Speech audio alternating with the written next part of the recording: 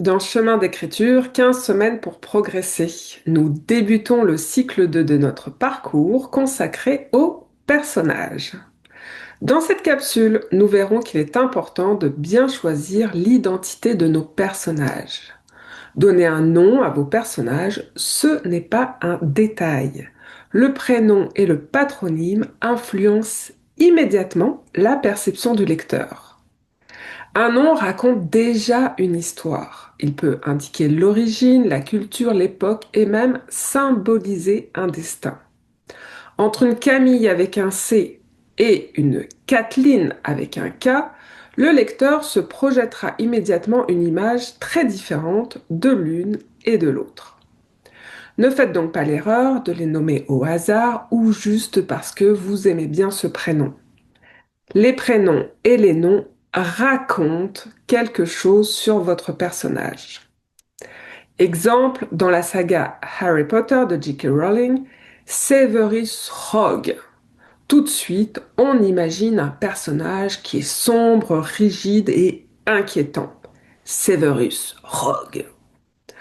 Autre exemple, un personnage qui est appelé Junior dans un univers très français va créer une dissonance parce qu'on associe ce mot, ce nom, plutôt à une culture anglo-saxonne.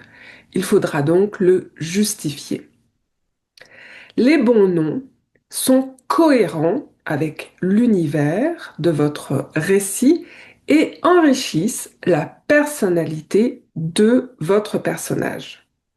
Vous pouvez même jouer sur la symbolique. Par exemple, Abel Zorg, dans la pièce de théâtre Variations énigmatiques d'Eric Emmanuel Schmitt, incarne l'alpha et l'oméga de l'histoire.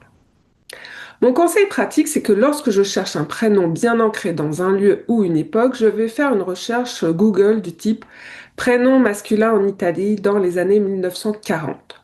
J'obtiendrai alors des Renato, Domenico, Antonio, Orazio. Mais si mon personnage italien est né dans les années 2000, alors je le baptiserai plutôt Alessandro, Lorenzo ou Luca.